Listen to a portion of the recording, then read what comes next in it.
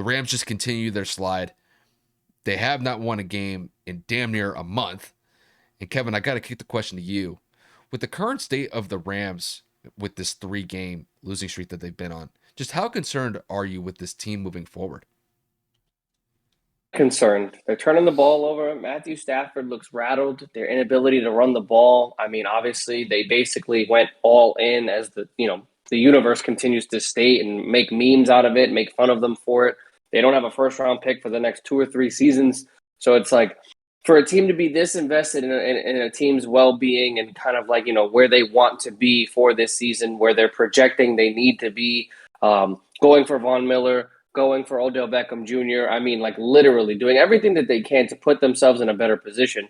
And then they're just getting annihilated by teams. I mean, I know that you said competitive because they found a way to score some things in garbage time. But I mean, at one point, I'm almost positive this game was legitimately what, like 14-36 in like the fourth quarter, right before Odell scored that big touchdown. Like it was completely irrelevant. It was like legit the definition of garbage time. So I mean, shout out to the Packers for doing what they needed to do, continuing their dominance in their season. But the Rams are slipping, and they're slipping quick. And in the NFC, we all know how competitive this conference can be. They cannot afford to get behind.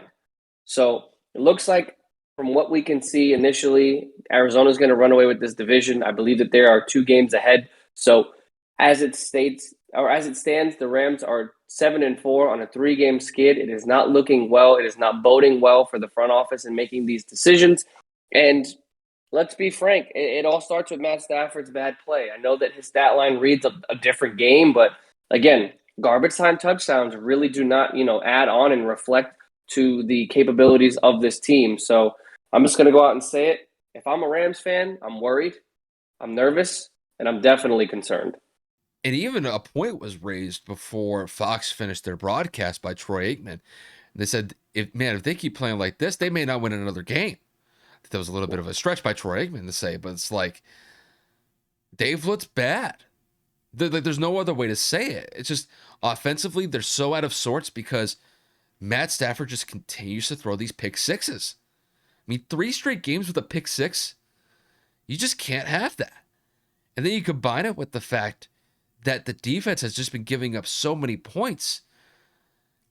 Granted, you give up 36 points to Aaron Rodgers and the Packers. The Packers are one of the best teams in the NFC. I can kind of understand that. You're on the road.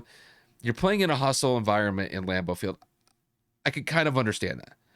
But getting smashed by the 49ers on the road the way that they did, losing to the Titans the way that they did, without Derrick Henry in the fold,